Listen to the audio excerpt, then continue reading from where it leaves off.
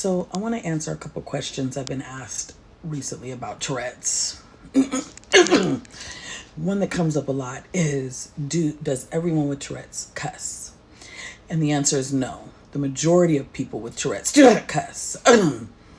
That is another disorder that sometimes coincides or is comorbid with Tourette's. It's called can never say the word copulalia. And that's quite rare.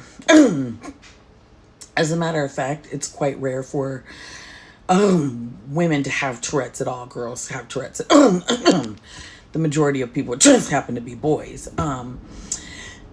My Tourette's was not always this severe. The vocalization that you're seeing in the tics.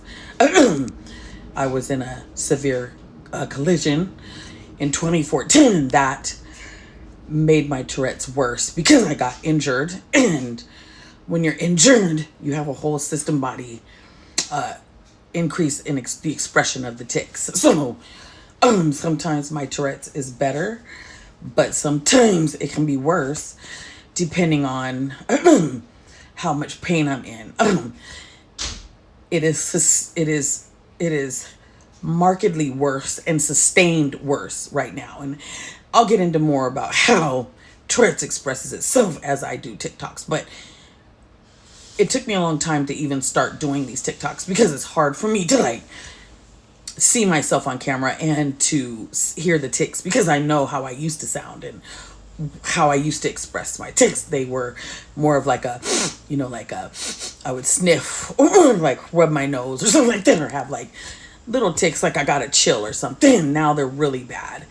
So anyway, the long and the short of it is no, everyone with Tourette's does not cuss. I do not cuss on accident. If I cuss, I meant to say that shit. I don't know if I can say that on TikTok. I'm sorry, TikTok. But another question I'm asked a lot is, does it hurt? And my answer is yes. The tics do hurt. I'm in a lot of pain. It's very exhausting. Everything with this disability is harder. Walking, sleeping, talking, eating. It's just exhausting. Imagine you're lifting weights, and you're flexing your body, right? And you're just having a flex all the time, and you're constantly doing that. I do that all day. So even the tics that you don't see, I'm still having them. You just can't see them. So you might see me walking down the street and be like, oh, you don't notice anything. But I'm having these tics internally in the micro muscles. So I'm very strong, I have really good abs and things like that because of all of the tics that I do. And you got to imagine they go on until I go to sleep. So they never stop all day long.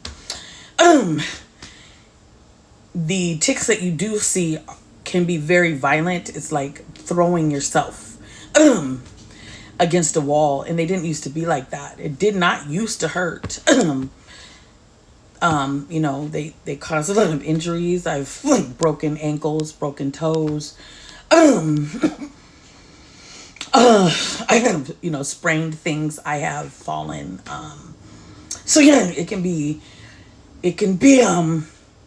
difficult and exhausting.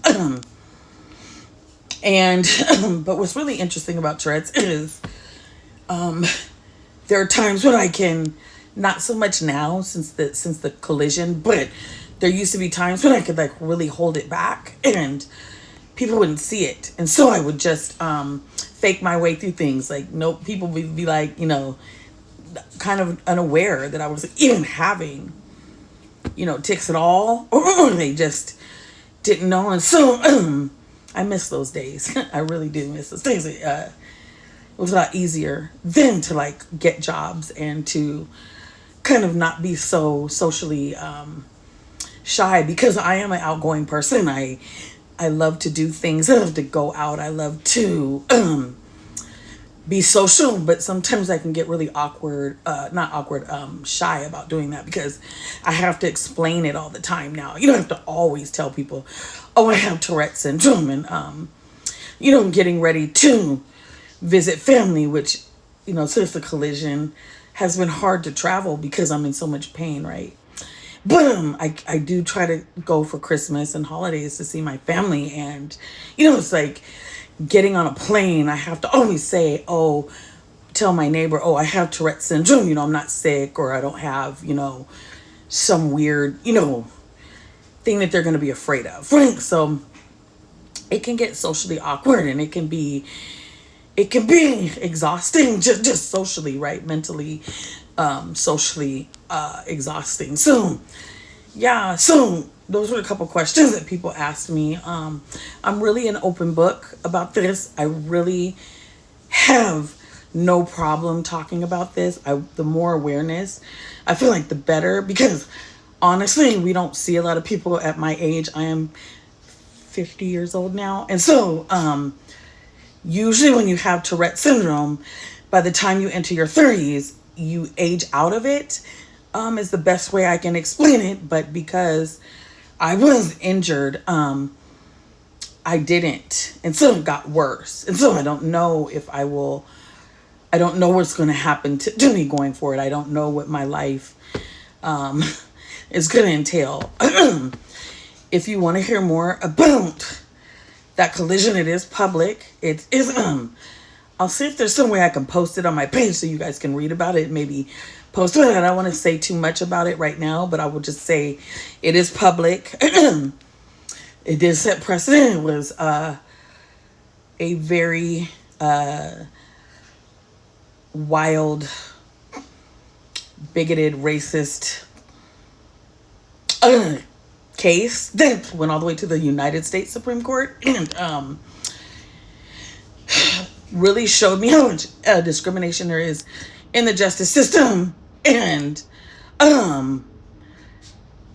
especially for Black people and people with disabilities. And when you are Black, female, 50, at the time I wasn't 50 when this happened, I think I was 37, but when you are a woman, a Black woman with a disability, the world, you're like invisible to them. They don't understand. And the one thing I will say is that they expected me to be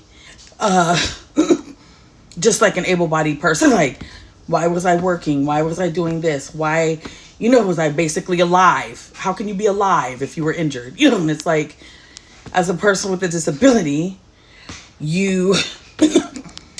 I've had this since I was 5. I was taught not to complain. I was taught to keep going. I was taught to work hard. I was taught that you do it anyways.